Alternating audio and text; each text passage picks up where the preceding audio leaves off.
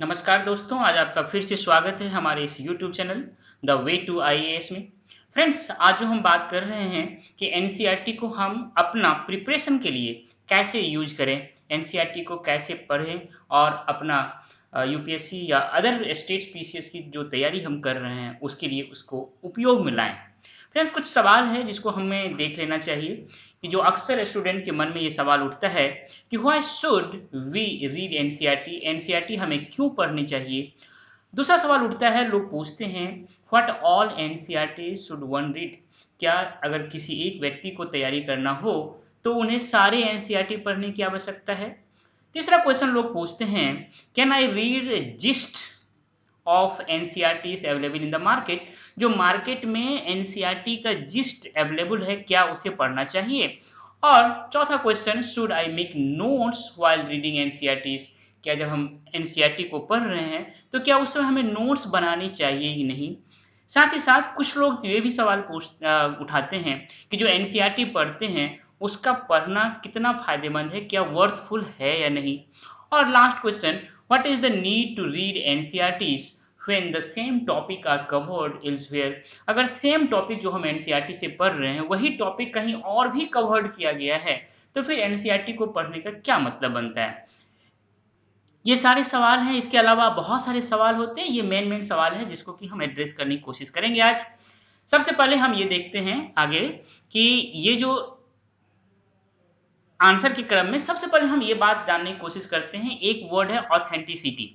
NCERT हम क्यों पढ़ें, क्योंकि यह जो बुक है एनसीईआरटी बहुत ही ऑथेंटिक है। ऑथेंटिक क्यों, क्योंकि इनमें जितने भी इंफॉर्मेशन हैं उनका जो सोर्स है इसके इंफॉर्मेशन के, वो सारे इंफॉर्मेशन के सोर्स ऐसे एजेंसीज और इंस्टीट्यूशंस के द्वारा प्रोवाइड किए गए हैं जो कि गवर्नमेंट के हैं, अर्थात ये बहुत ही रिलायबल है।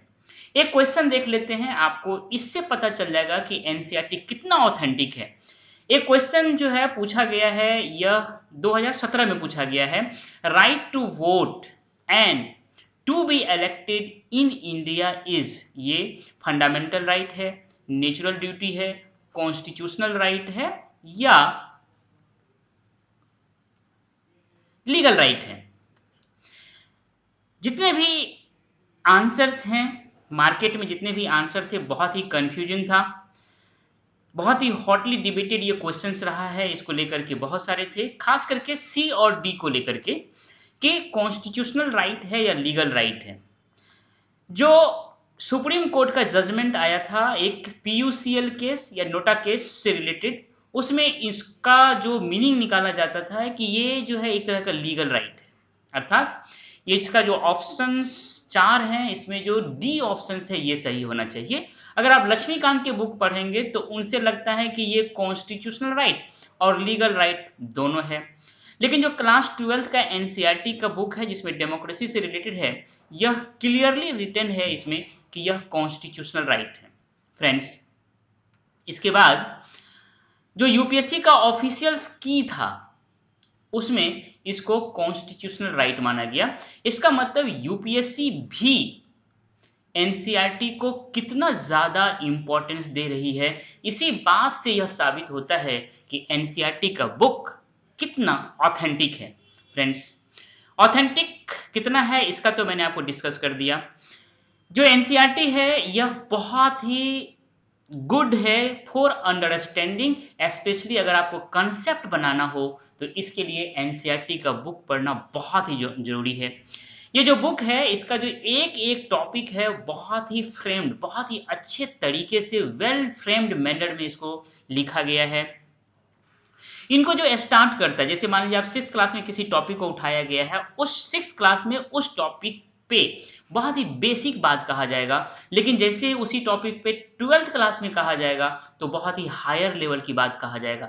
अर्थात 6 से 12 तक अगर उस टॉपिक पे बात किया गया है तो बेसिक से हायर लेवल की बात किया जाएगा, मतलब बहुत ही एक तरह का अच्छे तरह से कंप्रीहेंड करके आपको छोटे छोटे टुकड़ों में बताते हुए फिर बड़े लेवल पे ले जाएगा।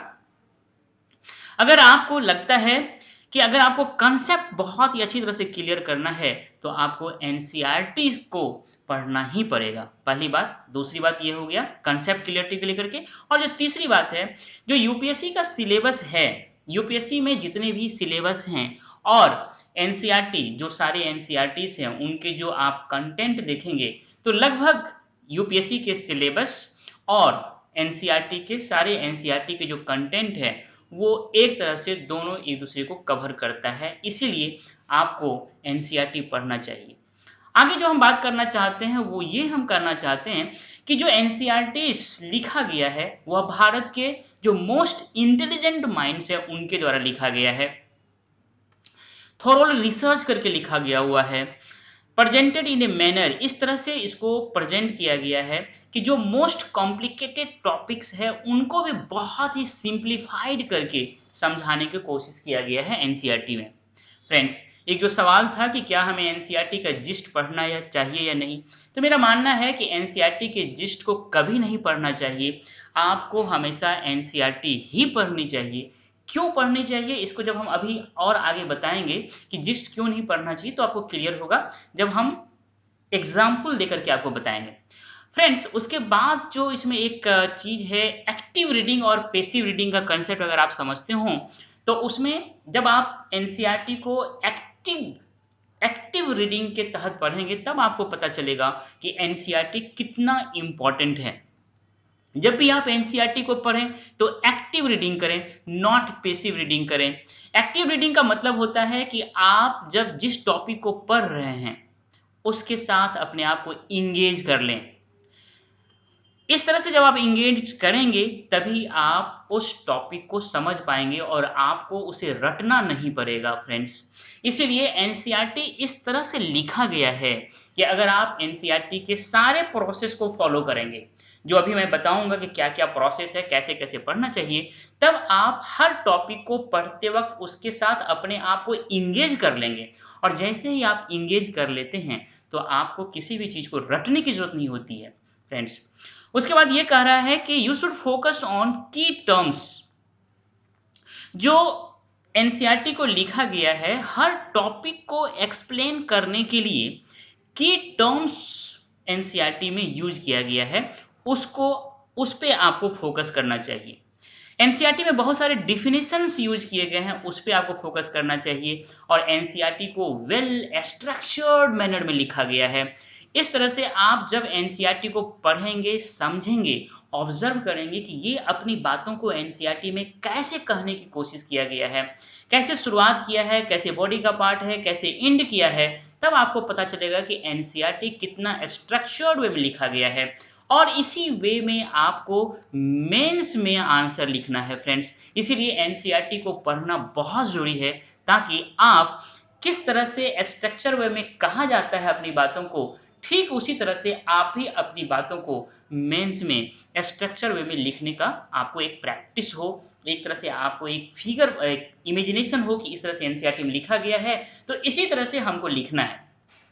फ्रेंड्स, आगे जो हम बात कर रहे हैं कि जो एनसीईआरटी में मैप को यूज किया गया है उसको आपको समझना है। जब आप मैप को देखेंगे तब आप अपने आप को वहां से एनसीईआरटी को पढ़ते वक्त अपने आप को इंगेज कर लेंगे। एनसीईआरटी में बहुत सारे एग्जाम्पल दिए गए हैं, जिस टॉपिक को एक्सप्लेन किया गया है उस टॉपिक को एग्जाम्पल उदाहरण के द्वारा एक्सप्लेन करने की कोशिश किया गया है। ये बहुत सुंदर है। आप मेंस का आंसर लिख रहे हो, जीएस का कोई पेपर का आंसर लिख रहे हो, ऐसे लिख रहे हो, इथिक्स लिख रहे हो, इवन जब आप इंटरव्यू देते हो उसमें भी जब आप अपनी बात को कहते हो और जब एग्जाम्पल देकर के अपनी बात को सब्सटेंशिएट करने की कोशिश करते हैं, ऑथेंटिसिटी उसकी बढ़ जाती है। इसीलिए जब आप एग्जाम्पल देते हैं कैसे एनसीईआरटी ने अपनी बातों को कहने के लिए एग्जाम्पल को यूज किया है, कौन सा एग्जाम्पल यूज किया है, कहाँ पे यूज किया है, ये सारे चीज हम एनसीईआरटी को पढ़ करके सीखते हैं। फ्रेंड्स, एनसीईआरटी में बाद में जो क्वेश्चंस होते हैं, एक्सरसाइज के क्वेश्चन होते हैं हर चैप्टर के अंत में, उसको जरूर बनाना चाहिए। वो आपको लगेगा बहुत ही सिंपल, लेकिन इसके बावजूद भी आपको उसे सॉल्व करना चाहिए। खास करके जो डिस्क्रिप्टिव क्वेश्चंस होते हैं वो बहुत ही चैलेंजिंग होते हैं और अब बहुत ही अगर आप उसको करेंगे, सॉल्व करेंगे तो वो क्वेश्चन भी आपको इंगेज कर लेगा उस प्रोसेस में। और इस तरह से यह एनसीईआरटी आपको बहुत ही अच्छी तरह से किसी भी टॉपिक पे पकड़ बनाने में बहुत ही मदद करेगा। अगला है कि जो एनसीईआरटी है वह क्यों पढ़ना चाहिए? इसमें जो सबसे इम्पोर्टेंट है, जब आप एनसीईआरटी पढ़ेंगे तो आपको हैबिट ऑफ लर्निंग हो जाएगा। याद रखिएगा, लर्निंग बहुत ही इम्पोर्टेंट है। लर्निंग बहुत तरह से होता है, एक स्टडी के द्वारा लर्निंग होता है, एक ऑब्जर्वेशन के द्वारा लर्निंग होता है, किसी बड़े बुजुर्ग के साथ या बहुत ही ज्ञानवान व्यक्ति के साथ जब हम बैठे होते हैं तो वहाँ भी हम बहुत कुछ लर्न करते हैं। जब आप एनसीईआरटी पढ़ते हैं तो यहाँ पे आपको एक लर्निंग के प्रोसेस का जो हैबिट होता है वह एनसीईआरटी आपके अंदर डालना शुरू कर देता है। एनसीईआरटी का लैंग्वेज बहुत सिंपल है। खास करके जो एनसीईआरटी की बुक है वह लेवल प्लेइंग है। इसका मतलब है ये कि लगभग देश में हर जगह अवेलेबल है और बहुत ही मिनिमम कॉस्ट में अवेलेबल है। तो जो अमीर है और जो गरीब है, जो गांव के हैं, जो शहर के रहे हैं, सबके लिए अवेलेबल है। तो ये एक लेवल प्लेइंग फील्ड करता है।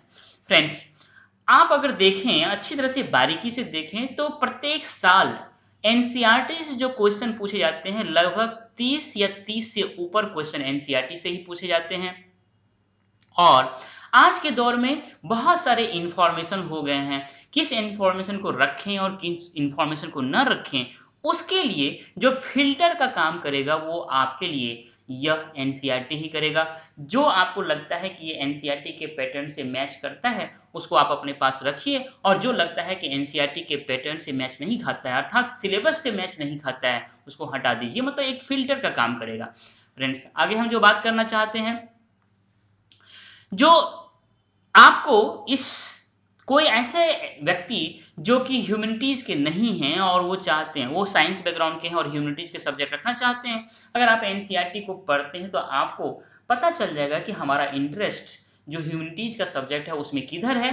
और इस तरह से आप एनसीईआरटी को पढ़ते हुए आप कोई ह्यूमैनिटीज़ की जो ऑप्शंस है उसको चूज करना आपके लिए बड़ा आसान हो जाएगा और आप अपने पर्सनैलिटी के अनुसार उस सब्जेक्ट को चूज कर सकते हैं। फ्रेंड्स, कब? अपने फर्स्ट डे से ही, जब से आपको यूपीएससी की तैयारी करना हो उस दिन से ही आपको एनसीईआरटी के बुक से ही शुरुआत करनी चाहिए। कोई रेफरेंस बुक शुरुआत में नहीं करना चाहिए। और कोई भी जो कोचिंग आप ज्वाइन करते हैं, कोचिंग ज्वाइन करने या कोई रेफरेंस बुक को पढ़ने से पहले आपको एनसीईआरटी की पढ़ना चाहिए। और अगर आप एनसीईआरटी पढ़ रहे हैं और यूपीएससी का सिलेबस अगर आप बहुत अच्छी तरह से समझ रखते हैं, तब आपको पता चलेगा कि दोनों में कितना ज़्यादा सिमिलरिटी है। पहला 3 मंथ जब भी आप शुरुआत करें तो शुरुआत के 3 मंथ में सारे एनसीईआरटी जो काम के हैं उसको खत्म करने की कोशिश कीजिए। और कैसे एनसीईआरटी पढ़ें, इस बात पे जब हम बात करते हैं तो एनसीईआरटी पे लगभग जो काम के एनसीईआरटी पे है उन पे हम वीडियो बनाएंगे। हर वीडियो को आप सुनिएगा। साथ ही साथ जब आपको एनसीईआरटी का रिवीजन करना हो तो टेक्नोलॉजी ऐसा आ गया है कि अगर आप स्पीड बढ़ा दें तो मिनिमम टाइम में आप एनसीईआरटी का जो वीडियो है उसे रिवीजन कर सकते हैं। तो इस तरह से आप हमारे वीडियो के थ्रू भी एनसीईआरटी पढ़ सकते हैं, उसको रिवीजन कर सकते हैं। एक सवाल यहाँ आता है कि कैसे हम नोट्स बनाएं। फ्रेंड्स, नोट्स बनाने के लिए हमने एक ऑलरेडी पहले एक how to make notes NCERT पढ़ते वक्त उस पर एक वीडियो बनाया है। हम इसको लिंक दे देंगे, आप वहां से इसको देख लीजिएगा। 1 कैसे? तो कहता है कि अगर आप हिस्ट्री की बात करते हैं कि हिस्ट्री को कैसे पढ़ें, तो टाइम लाइन जो होता है उसको ध्यान में रख करके पढ़ सकते हैं, साथ ही साथ थीम वाइज भी पढ़ सकते हैं।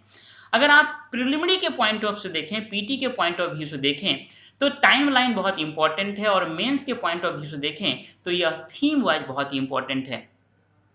जो प्रीलिम्स है उसमें आप फैक्ट्स पे फोकस करते हैं और जो मेंस है उसमें आप कंसेप्ट पे फोकस करते हैं। और इस तरह से आप जो ज्योग्राफी है उसको अगर पढ़ना हो तो जो ज्योग्राफी के एनसीईआरटी है उसमें मैप्स, रिवर्स, माउंटेन रेंज, पैसेस, ये सारे होते हैं और साथ साथ बहुत सारे कंसेप्ट होते हैं, उनको सीखिएगा। जब हम आर्ट एंड कल्चर की बात करते हैं तो एनसीईआरटी में जो खास करके 11th क्लास का बुक है वो बहुत ही इंपॉर्टेंट है। जब आप पॉलिटी की बात करते हैं तो आपका जो ऐसे राइटिंग के पर्सपेक्टिव से पॉलिटी का एनसीईआरटी पढ़ना बहुत ही ज़रूरी है। और खास करके जो फिलोसफिकल लाइंस है, जो फिलोसफिकल एस्पेक्ट्स की बात उसमें कहा गया है, उसको आप बहुत अच्छी तरह से पढ़िएगा, समझिएगा, तो आपका ऐसे राइटिंग जो है वो बहुत ही अच्छा हो जाएगा।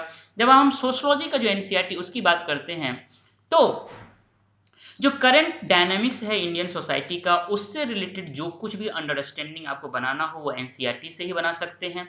और जो सोशल इश्यूज है, जो मेंस के सिलेबस में मेंशन है, उसको ध्यान में रखते हुए आप एनसीईआरटी का सोशोलॉजी का सिलेबस पढ़ेंगे, एनसीईआरटी पढ़ेंगे। साथ ही साथ जो डिप्राइव्ड सेक्शंस हैं, खास करके वुमेन है, चिल्ड्रन है और अदर क्लास एंड कास्ट की बात जो एनसीईआरटी में कहा गया है सोशोलॉजी में, उनको ध्यान में रखते हुए उन टॉपिक पे ज़्यादातर आपको फोकस करके एनसीईआरटी सोशोलॉजी को पढ़ना है। और जो इन्वायरमेंट एंड बायोलॉजी का जो एनसीईआरटी है, खास करके 10 से 12 क्वेश्चंस प्रत्येक साल एनसीईआरटी से आता है। 12th क्लास का बायोलॉजी जो है उससे, और कुछ ज्योग्राफी का जो इन्वायरमेंट सेक्शंस वाला है, इन सारे को मिला करके आपको इन्वायरमेंट एंड बायोलॉजी से बहुत सारे क्वेश्चंस आते हैं। और ये जो इन्वायरमेंट और बायोलॉजी के क्वेश्चन है, इनको जो करंट का न्यूज आप पढ़ते हैं उसे लिंक करके पढ़ेंगे तो आपका यहाँ पे जो क्वेश्चंस का स्ट्राइक रेट है बहुत ज़्यादा बढ़ जाएगा। फ्रेंड्स, ये बात जो है मैंने आपसे कहा। इसके बाद आता है कि व्हाई शुड एनसीईआरटी को क्यों पढ़ना चाहिए। उसमें आपको खास करके बहुत सारे डिफिनीशंस होते हैं, इसको ध्यान रखिएगा। उसके बाद आपका वहाँ पे यस या डिफिनेशंस को आपको पढ़नी है। उसके बाद सोर्सेस, जो हिस्ट्री की बात कर रहा हूँ उसको देखना है। बहुत सारे एडिशनल इंफॉर्मेशंस होते हैं उनको देखना है। और एल्सवेयर मतलब जो चीज़ भारत में हो रहा है उस समय में, उसी समय में कहीं और होता है, टाइम वही है, स्पेस अलग है। तो यहाँ पे को रिलेशंस की जो क्षमता होता है, इंटरलिंकेज का जो एबिलिटी होता है, उसको बढ़ाता है। बहुत सारे की वर्ड्स होते हैं एनसीईआरटी में दिए हुए, उसकी अंडरस्टैंडिंग बनानी है, सीधे यहीं से वर्ड उठाता है और क्वेश्चन पूछ देता है। बहुत सारे डेट्स होते हैं, उसको देखना है। इमेजिन करने के लिए ये कहता है। बहुत सारे एग्जाम एनसीईआरटी में रहता है जहाँ पे इमेजिनेशन की बात करता है, जरा सोचिए कि ऐसा हो तो कैसा हो। ये सारे हमारे जो माइंड का कैपेसिटी को बढ़ाने की कोशिश करता है। और एनसीईआरटी के लास्ट में let's recall, let's discuss and let's do, ये तीनों को सॉल्व करने का जरूर कोशिश कीजिएगा। तब आपको पता चलेगा जो आप एनसीईआरटी पढ़े हैं वो ज़्यादा, कितना ज़्यादा आपके लिए इफिशियंट है और इफेक्टिव है। ये एग्जाम्पल है इल्सवेयर का। फ्रेंड्स, इस तरह से अगर आप एनसीईआरटी पढ़ेंगे तो आपको ये समझ में आ जाएगा। साथ ही साथ इल्सवेयर हो गया, इसके बाद ये इमेजिनेशंस वाले हो गए। ये इमेजिनेशंस इस तरह से होता है एनसीईआरटी में। ये कीवर्ड्स हो गए, आपके बाद रिकॉल हो गया, एंड देन हाँ लेट्स डिस्कस हो गया, और ये सम इम्पॉर्टेंट डेट्स हो गए, और इस तरह से लेट्स डू हो गया। इस तरह से अगर आप एनसीईआरटी को पढ़ेंगे तब आप अपनी तैयारी में एनसीईआरटी को बहुत ही अच्छी तरह से यूज कर पाएंगे। मुझे उम्मीद है कि आपको जो मैं अपनी बात कहना चाह रहा था आपको बहुत ही क्लियर हुआ होगा। फ्रेंड्स, इसीलिए आपसे मेरा ये हम्बल रिक्वेस्ट है कि आप हमारे इस चैनल को सब्सक्राइब करें और अपने दोस्तों के बीच इस वीडियो को